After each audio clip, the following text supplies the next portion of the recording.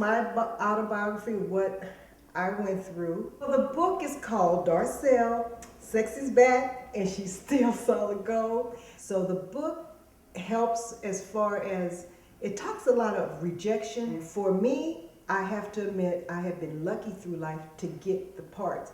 The self-help part of the book, I think, was when I got married. I married one of the Temptations. And being married to another entertainer, it stirred up some things. I think it's going to help a lot of people, a lot of families, a lot of career people.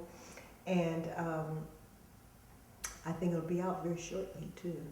My first thought was, because my children are like, write a book, write a book. And I thought, if I was to write a book, what am I going to talk about? And when I asked myself, well, what are you going to write about?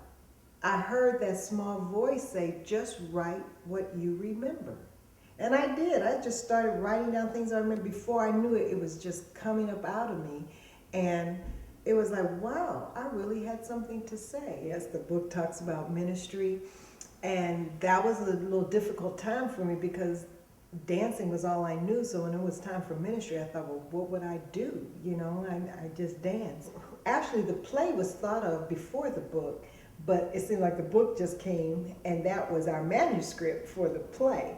And the play is about the Temptations, putting on a full-out review. And we stop with the spotlight on Glenn, and we tell his life story. And then we hear the solid gold music, spotlight stops on me, and then we begin to tell our life story. And that's very interesting. Well, because when you look at it, entertainers today, here you have a dancer and a singer.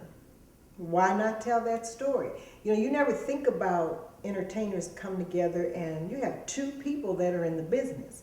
And for us, we have a singer, we have a dancer. I met him on the Midnight Special, and we got together. We didn't think about it, but everybody was saying, oh, he's married to solid gold dancer. Oh, she's married to one of the Temptations.